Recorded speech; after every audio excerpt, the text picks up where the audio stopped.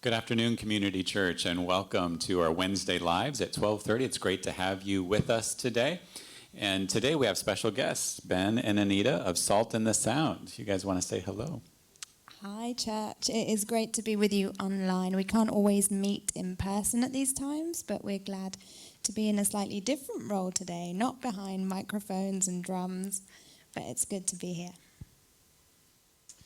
All right, today's topic is finding peace through music, which is so important, all the ways we can access the peace that God wants for us. And one of those ways is through music. So we have a video. This video is created by our video tech team, actually, and that'll play in just a moment. But we also want you to put in any questions you have for Ben and Anita, because we're going to have a Q&A time with them. So go ahead and post those questions. And now let's really enter a time of peace and reflection as we go to this video.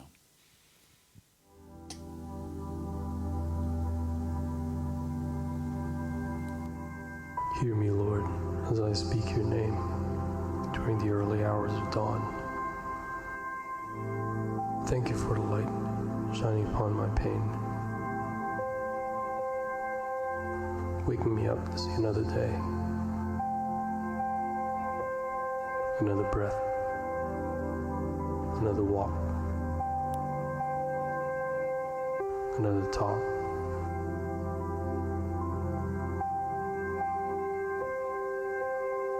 With everything that you've made.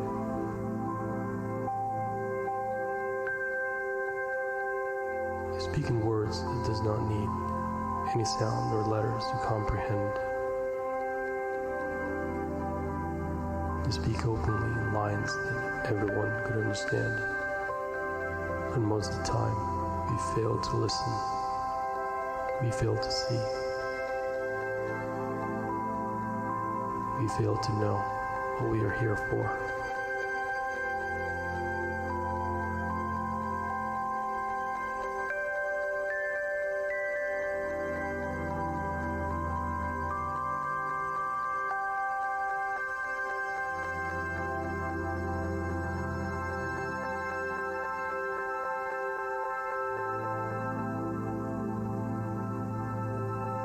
So hear me, Lord, when I say it's true, that I have opened my doors, my windows, only to you.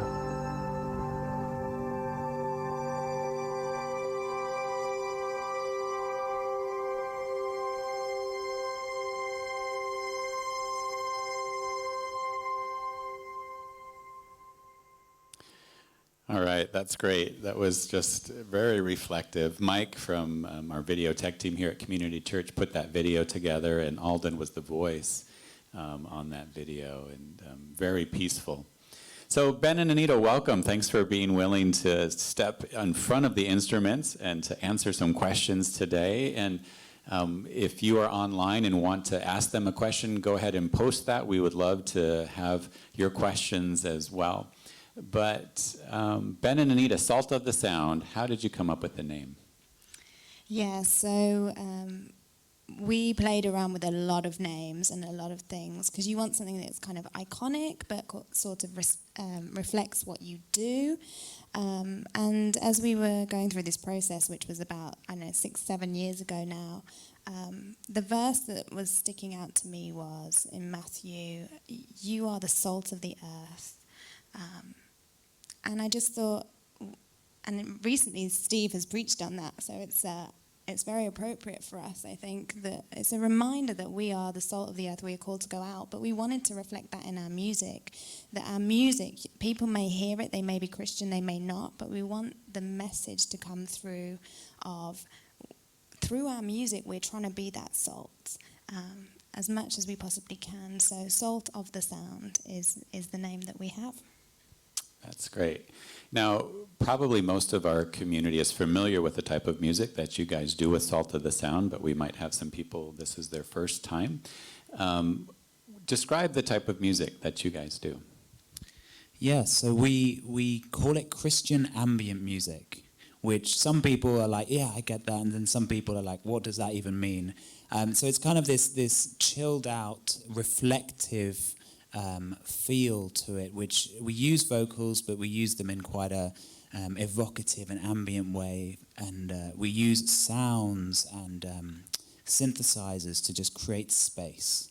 And I think that sense of space is something that we really want to create in our music, space for people to pray, to reflect, to meditate, just to kind of bring some stillness into people's lives on a daily basis, or kind of whenever they listen to the music.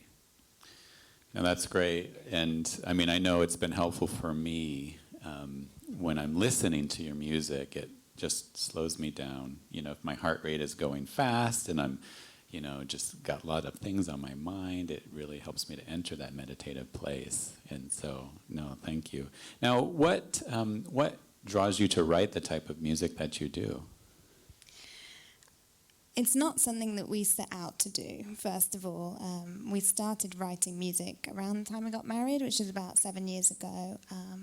And it started off that we were kind of writing more songs. Definitely felt a need to write from a Christian perspective and a heart from that place. But it's definitely kind of evolved over time. And actually what we've discovered over time is it's really needed. And it was really missing from the Christian world. There's a lot of ambient music out there, but not that's written from a place where the Spirit is guiding as we're creating. No, that's good. I think it's, this journey, you know, that you guys have been on, and it's reflected in the music.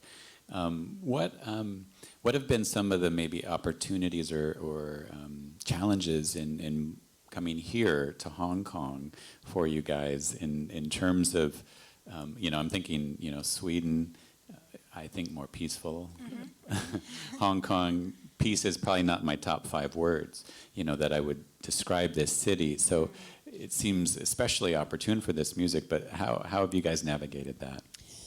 I think it's been surprising to me that like it's a strange place when you reach for your own music to bring you peace, and it is something I kind of go to, and I never would have thought that about myself because I'm quite bubbly and I'm quite kind of not really, I wouldn't say my character is the music, but I think it was really, I think that shows how much I needed it. Anything to add? Yeah, I think Hong Kong is a really fascinating place to be writing this music. Because in some ways it's so much more needed than in Sweden. So in Sweden, as you say, it's peaceful, it's quiet. I mean, you can go home and you can listen basically to the sound of silence. I mean, it really is very, very quiet. Whereas here, there is no silence, which on one sense provides a challenge in terms of recording and how you create good enough recordings to be able to publish professionally from a home studio. But it also kind of links into that kind of soundscape side of things, because we are recording here, and we are, you know, part of those recordings is the sound of Hong Kong. And so how do we work with that and actually make Hong Kong a really important part of our recording process? No, that's cool. That's great to hear that. Of course, we're in the midst of COVID, and globally, really, now. And how might your music be used to help people enter that peace for this particular season?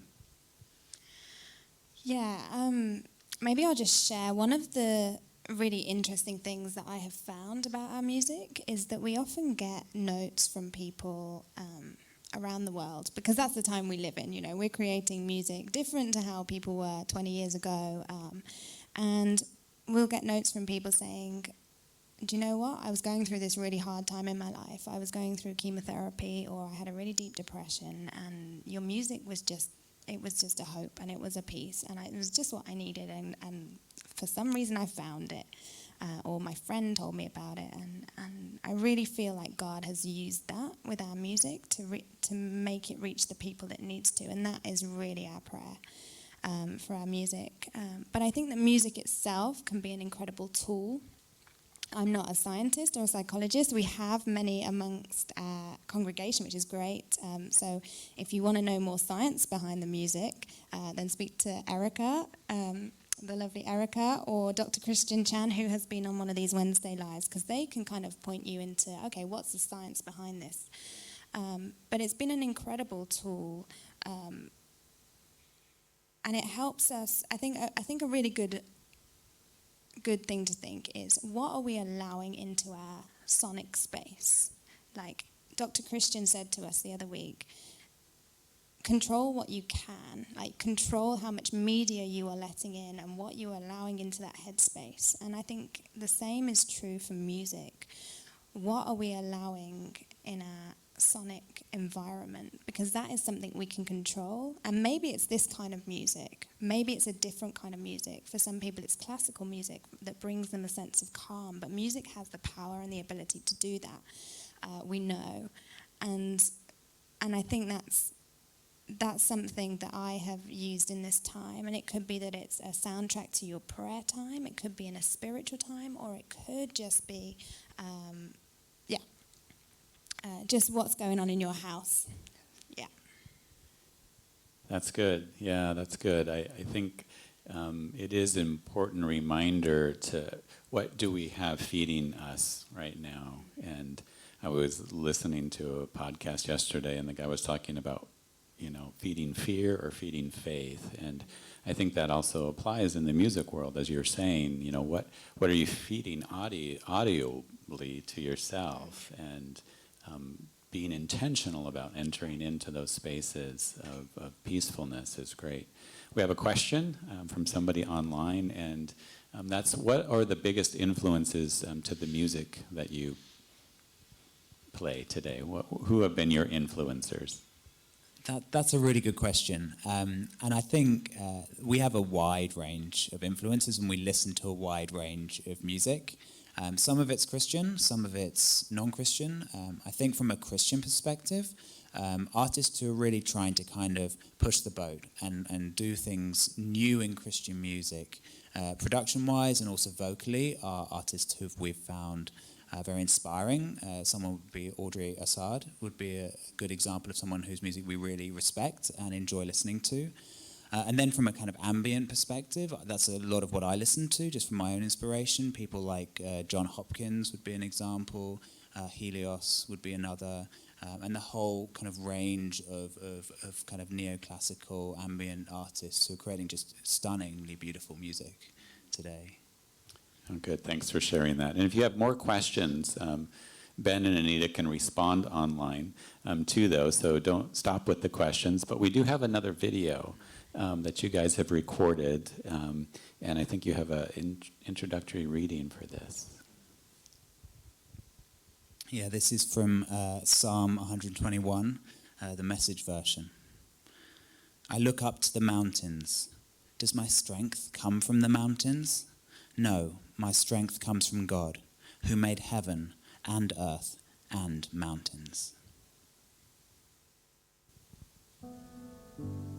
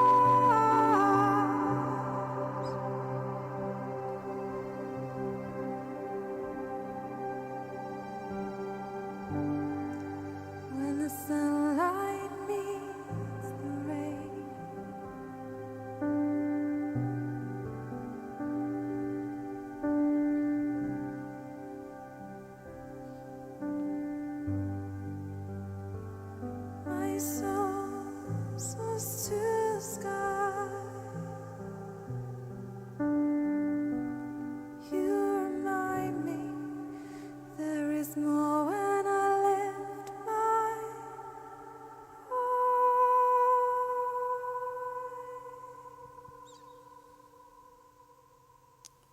All right, that was great. Wonderful. Thanks for sharing that with us today. And thank you for the online encouragement, Marion and Snellgrove. We thank you for that. We see more questions that are popping up, and Ben and Anita will respond to those on Facebook later. Ben and Anita, where can people find your music? Yeah, we're everywhere. You can find us with the handle at Salt of the Sound, or you can head to saltofthesound.com. We're on Spotify. We're everywhere that music is. You'll find us. All right, wonderful. Thanks again for joining us today, and thank you, all of our online listeners. We appreciate being able to engage you this way in this time of COVID. We are still community together, so still reach out and be the church to one another. So thank you for joining us. Have a great rest of your day.